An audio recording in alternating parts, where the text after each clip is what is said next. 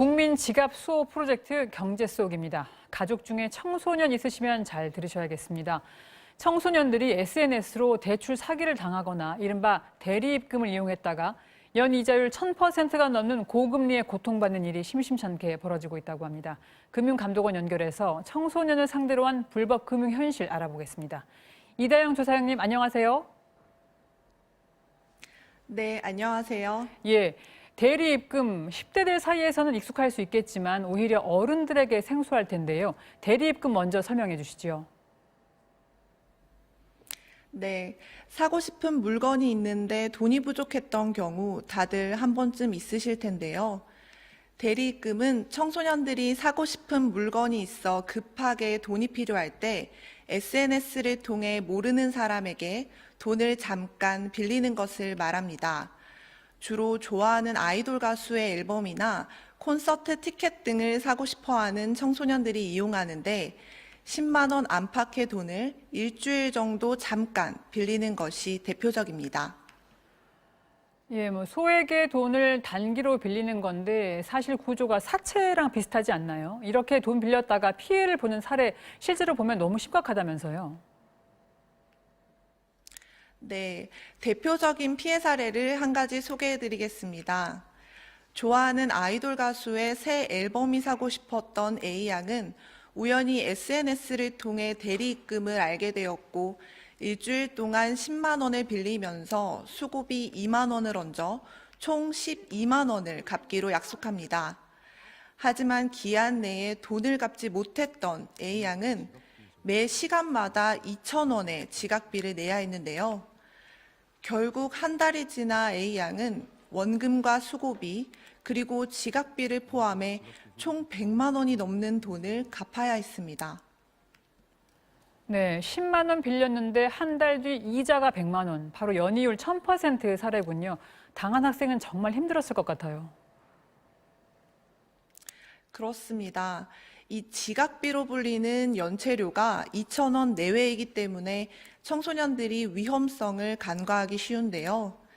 현재 법정금리가 24%인 점을 고려했을 때 대리입금은 법정금리의 40배가 넘는 엄청난 고금리 사채임을 꼭 명심하셔야 합니다. 예, 그런데 이렇게 대리입금으로 돈을 빌릴 때 학생증 사진이나 또 집 주소 보내달라고 한다는데 듣기만 해도 이걸로도 또 다른 피해가 생길 것 같네요. 네, 그렇습니다.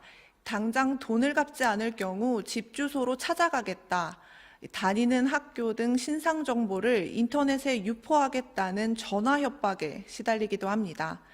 현행 법률상 금지하는 불법 추심에 해당하는데요. 특히 우리 청소년들은 이런 피해를 당해도 스스로 참고 해결하려는 특성이 강해 피해 신고를 하는 경우가 적습니다. 만약 이런 피해를 겪고 있다면 주변의 선생님, 학교 전담 경찰관에게 도움을 구하거나 금융감독원 신고센터를 통해 꼭 상담을 받으시길 바랍니다. 예, 혼자 해결하려고 하지 말고 정말 꼭 주의 알려야 할 것 같습니다. 혹시 대리입금 외에도 청소년들이 주의해야 할 다른 신종 불법 금융 더 있습니까? 개인정보 유출로 인한 금융사기도 조심하셔야 합니다. 얼마 전 초등학생이 어머니의 휴대폰을 몰래 가져다 인터넷 방송 BJ에게 1억 3천만 원을 결제했던 일이 있었습니다. 또 부모님의 신분증 사진만 보내면 바로 돈을 빌려주겠다는 말에 넘어갔다가 개인정보를 도용당해 거액의 불법 대출이 이루어졌던 속칭 부모론 피해도 있었습니다. 예, 학부모님들 정말 각별히 유의하셔야겠습니다. 마지막으로 청소년들이 이런 불법 금융에 휘말리지 않게 금융감독원도 조치를 마련하셨다고요? 네, 그렇습니다. 저희 금융감독원은 경찰청, 교육부 등 유관기관과 공조하여 청소년들의 불법 금융 피해를 최소화하기 위해 노력하고 있습니다. 청소년들이 빠지기 쉬운 불법 금융의 유형과 대응 방법을 담아 가정통신문과 동영상 자료를 각 학교와 가정에 배포하고 있고요. 이와 별개로 금융감독원 금융교육센터 홈페이지에서는 금융상식을 쉽고 재미있게 살펴볼 수 있도록 다양한 웹툰, 보드게임 등의 자료를 제공하고 있으니 꼭 한번 방문해 보시길 권해드립니다. 예, 중요하고 좋은 정보 감사드립니다. 금융감독원 이다영 조사역이었습니다. 고맙습니다.